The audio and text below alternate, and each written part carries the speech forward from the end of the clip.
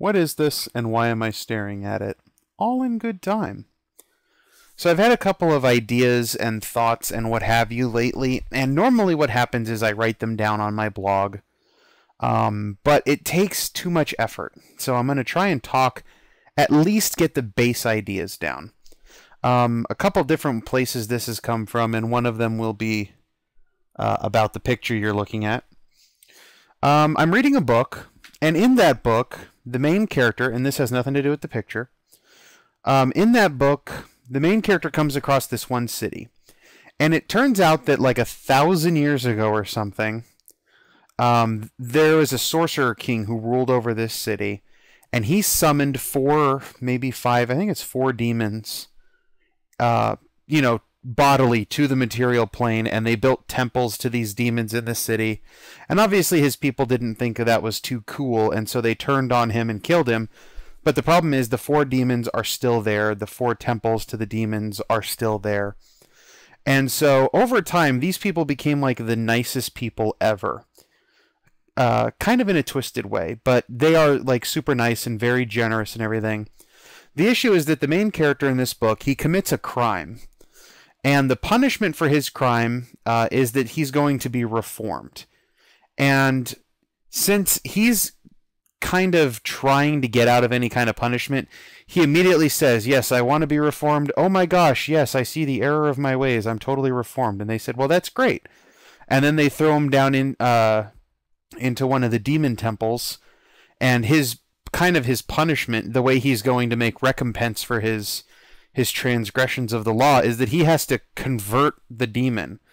Now, they've been sending people, criminals and what have you, down there to convert the demon for centuries.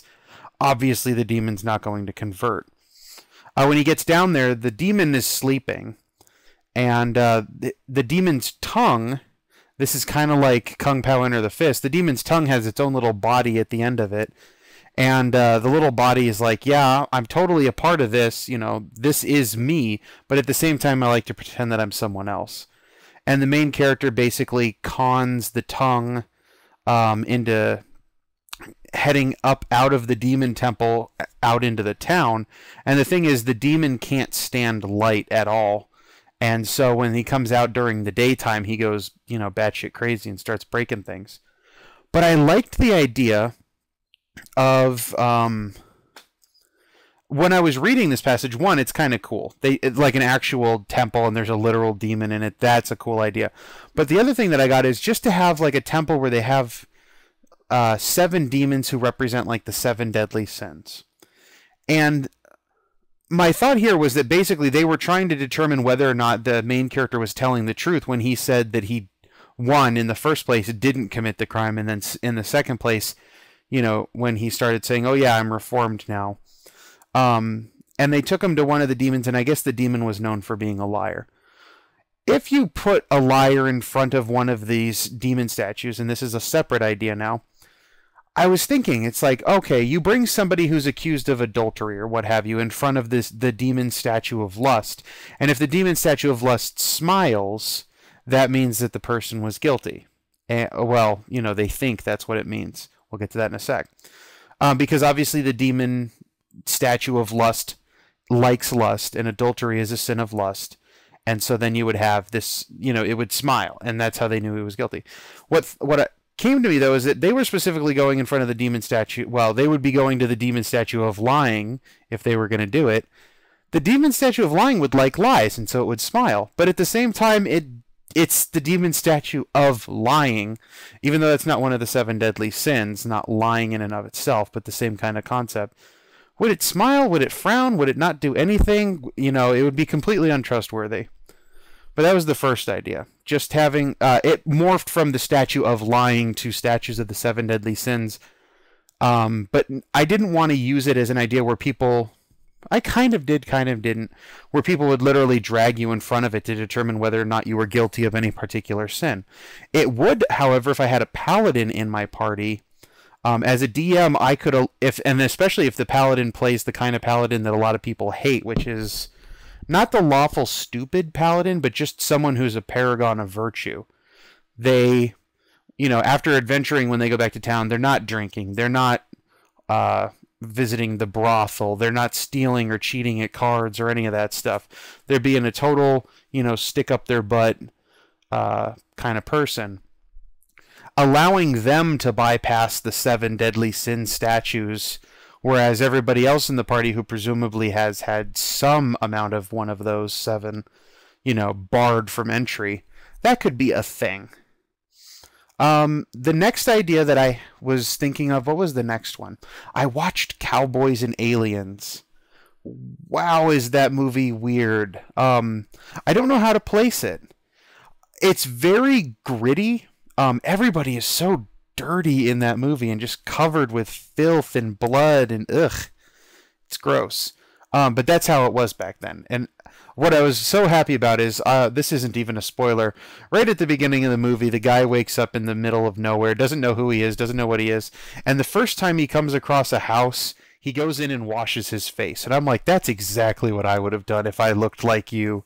I mean, he was just covered in just dirt all over the place. Anyway, if you haven't watched that movie, this next part will be pretty spoilerish. But the aliens have come to Earth. They're looking for gold because gold is as precious to them as it is to humans. It's rare, and so it's valuable to them, and they're coming to Earth to try and grab a bunch of it.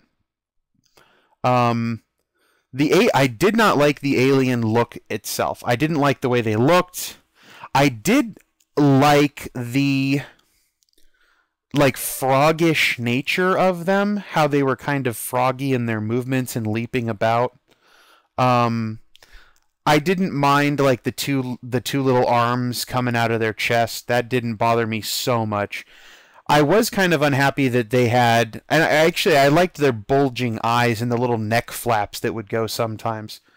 But I hated the fact that they had giant talons on both of their hands and an incredibly offensive, and I don't mean offensive as in, oh my gosh, why would you say that? That's so offensive. But I mean as in ready to tear you apart, like a predatory mouth of sharp teeth.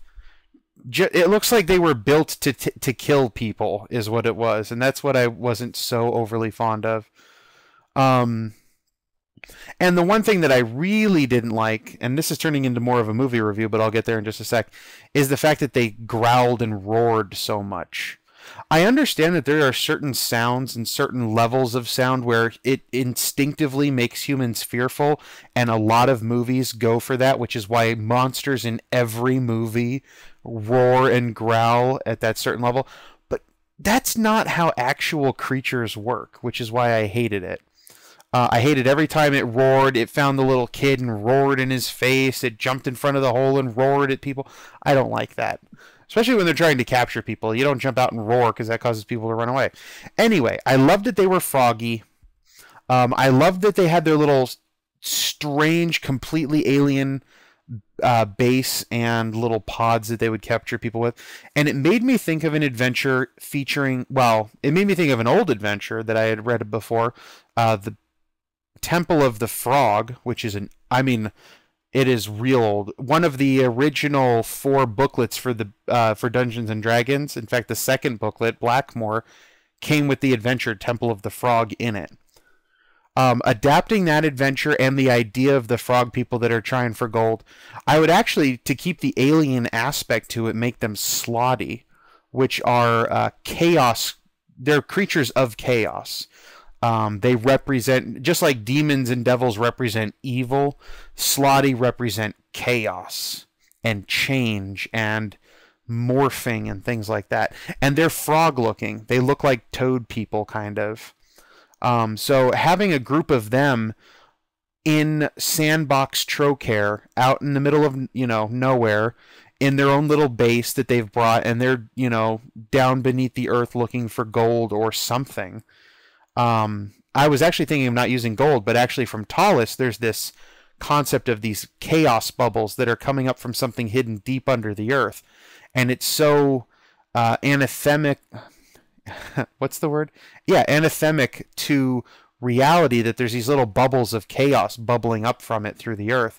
And I think if they were exploring for that, there would be a whole bunch of chaos kind of wrapped up in it. So you would have the PCs coming across this strange structure, and inside it's populated by these weird toad things that are mining down into the earth to find these bubbles of pure chaos. There's a lot of fun that could be had there in a more high-level adventure in Sandbox Trocare. So totally stole that idea. What was the next idea? Okay, the next idea is I got all those Legend of the Five Rings books at Gen Con. And I just looked a little bit at them. I haven't sat down to read them because I'm reading that other book with the Demon City. And funny enough, that Demon City thing is literally just like 5 pages of a 700-page book. So I'm reading the Legend of the Five Rings. I just read a couple pages of it, but it brings back everything about Legend of the Five Rings. And I love the setting, and I love the flavor, and there's a lot of stuff there that I like. And one of the things that I had done before was I was running a 4th edition Dungeons and Dragons game, but I reskinned everything. So now everybody was playing a samurai, and samurai is a caste. It just means that you're a noble. If you're a samurai warrior, like most people think of when you say samurai, you're actually called a bushi, which means warrior. So you would have the bushi, you would have the shugenja, who were the samurai spellcasters. You'd have yojimbo, which are bodyguards. You would have courtiers, all of these people. But anyway, I reskinned all the 4th edition stuff to be Legend of the Five Rings stuff. So, and furthermore, I had actually, at first when I had the idea to do it, I made up like an iconic character of each of the different classes. And this was like right after 4th edition came out.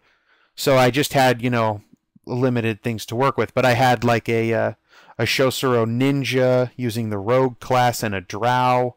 I had a Phoenix Shugenja using a ladrin and the wizard class.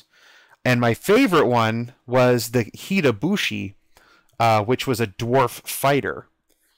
And from there, later on, I decided I was going to run some games, and I did actually run some games, where everybody was from the Crab Clan. And the cool thing about the Crab Clan is they guard the wall. Not to get too much into the backstory, but basically there's the Empire, and then bordering the Empire are the Shadowlands, where all the evil crap is.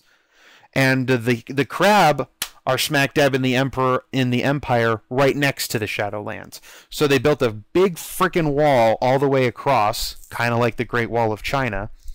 Legend of the Five Rings isn't just based on Japan. It's based on a mixture of Japan and China and Korea and a couple other places. Mongolia, which is technically in China right now. All mixed together. And so there's different analogs. And the Great Carpenter Wall is like the Great Wall of China. And there would happen to have been some adventures that I had seen that would have worked perfectly as a group of monsters from the Shadowlands attacking the Great Carpenter Wall. And not just like a couple of them attacking. That happens every freaking day. No, this is like a vast army of them that had been built up and is now all attacking at once. That poses a real threat to overrun the wall and threaten the Empire. And it was a cool little campaign. Unfortunately, we played through a little bit of it and then everybody stopped posting on the message board, so I stopped. But I found that you could play all of the different families of the Crab Clan using 4th edition mechanics. And so reading through the books again got me thinking about it. What's funny is all these Legend of the Five Rings books, and I have every single 3rd edition Legend of the Five Rings book now, now that I picked up those couple at Gen Con. Those were the only ones I was missing. But I've never wanted to really play their system. But I love the flavor of it. In fact, I just read the books for the flavor text, which honestly is most of the book. The mechanics in the game are very backgroundy. There's not too much to them. But it made me think about wanting to run that game again. And one of the conventions that I might have mentioned in the other video, in Erie, they have an anime convention. Unfortunately, it's the weekend that I leave Erie to go to Kansas, so I can't go there. But I was going to, if it was, any week before that, run one of these Legend of the Five Rings adventure, Legend of the Five Ring themed 4th edition Dungeons and Dragons adventures at that con, and that's why I was thinking about it and putting some stuff together, and that's when I went back and checked the dates and found out I couldn't. And now, finally, 15 minutes later, to the reason why you're looking at this Bunraku puppet. One of the ideas that I originally had way back when 4th edition came out was I made a warlock character, but he was not himself the warlock. He had this magic puppet with him. And all of his attacks originated from the puppet. And the puppet was possessed, and the puppet was actually controlling the puppeteer. It was a cute little idea that I had. It was very Zatch Bell kind of, with the little puppet-ish guy walking around doing all these laser blast attacks from its mouth and what have you. And so I had this idea. I was reading through some of my old material from the adventures that I had run, and I was imagining, in that game, basically it assumed that the players did not know who the Lost were, and the Lost were samurai who have been completely tainted by the Shadowlands and actually live in the Shadowlands, and they have a whole little city sort of in a mockery of a traditional Rokugani society.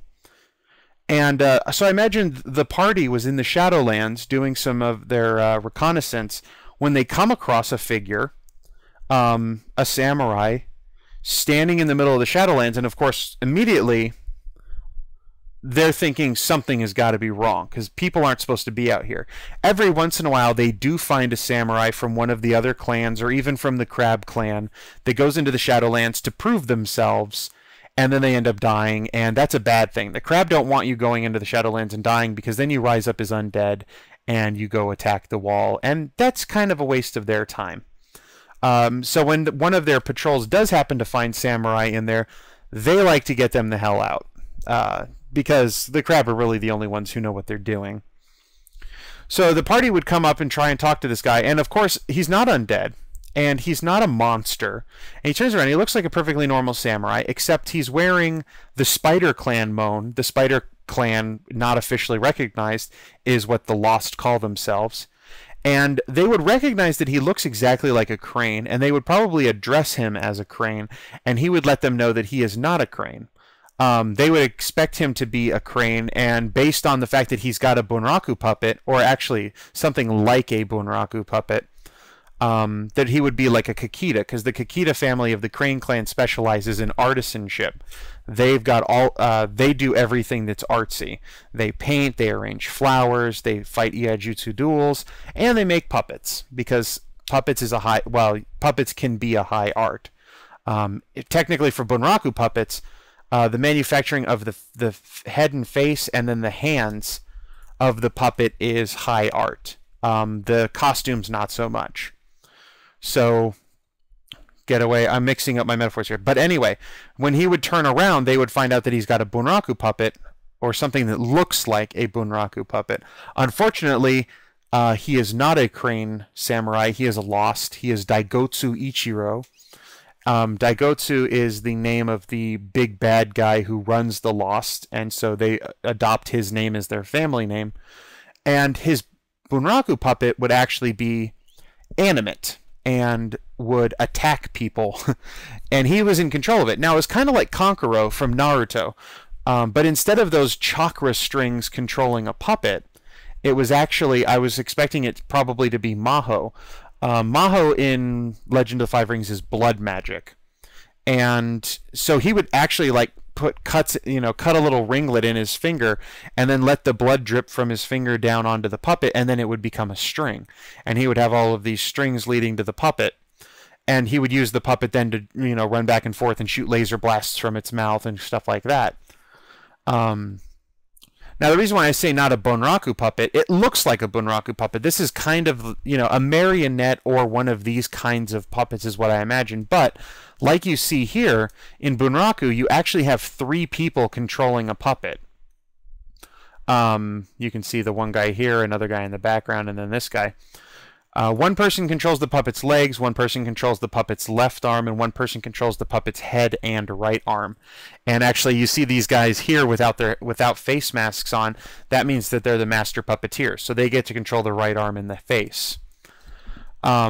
obviously, with one guy, Daigotsu Ichiro, standing in the middle of the Shadowlands, there's not two other guys in all black clothing with a hood on controlling the other parts of the puppet. I don't like that.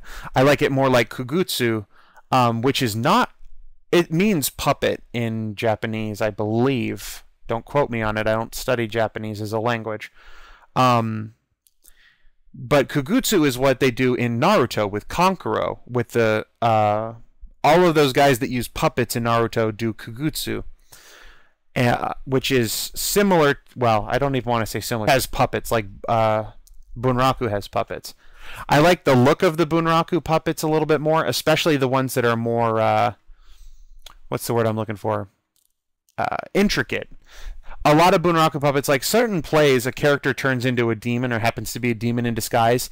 And so they'll build a Bunraku puppet and the face will flip around to reveal a demon face. And it's one of those really fast twitch mechanisms. So you can't, if you were just looking at it, it would be 1 second face, the next second demon face. And that's the kind of, the more intricate versions of the puppets with movable eyes and a moving mouth. Things like that going on. That's the kind of puppet I'm imagining. Not so huge like the Naruto puppets where, you know, the puppets are bigger than the puppeteer.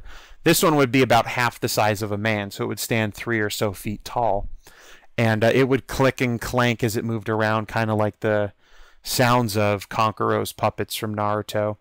And actually kind of similar to the dolls from Rose and Maiden, when they're not when they don't have the dresses on and you can see like the definite doll joints and stuff to them, kind of like that. But I like that idea of this puppeteer guy being an enemy. I'm still working on him as far as how I'm going to stat him out as a monster. Unlike 3rd edition, where I could just build an actual player character and then use it as a monster, 4th edition completely separates monsters and PCs. So I can't just build a PC warlock and then use it as an enemy. I could, but it won't work the way it's supposed to. And I can apply the warlock template to a monster, but my biggest problem right now is finding out which monster to use as a base monster. And also actually a little bit figuring out how I want to handle the puppet magic. If I make it Maho, there's a lot of things I can do with Maho with all the blood effects. By the way, Maho, I think I mentioned before, it's blood magic in Rokugan, and it's literally blood magic. Like you cut yourself open and there's blood when you do the magic. Most of the time you're just offering up the blood as like a sacrifice for the power, rather than like cutting yourself open and tendrils of blood attacking people, although that also works. And it's completely and utterly an evil magic form. Totally evil. So if I wanted to focus on the Bunraku aspect, not Bunraku, the Maho aspects and the blood aspects, there's a lot of things like leeching strength and those vampire effects where your opponent loses hit points and you gain hit points and stuff like that. Or I can focus the character more towards my original 4th edition puppet warlock character, where he was much more, well, if you know 4th edition, he was the Fey Pact. So he had teleportation and invisibility and stuff like that, which is cool aspects. You just got to think of how it works with the Bunraku puppet. In this case, it would be that the puppet would be there and you could see the puppet, but the master would fade from sight and kind of disappear and you wouldn't be able to tell where he was. Sometimes he was over there behind a bush using his, you know, Maho to control the puppet. Sometimes he was literally just right behind the puppet and you couldn't make him out. You were too focused on the puppet. You know, things like that. That's what I'm trying to figure out right now. So that's what I've been working on. And come Monday, I will be starting my rotations. Not that this channel gets, you know, regular updates every day anyway, but just to mention, usually when I start having to go to work a lot, if I get enough time to read during lunch or something, I generally have ideas and I don't have a lot of time to get them down. So I might do videos like this again, hopefully with less rambling. Oh well, until then, bye-bye.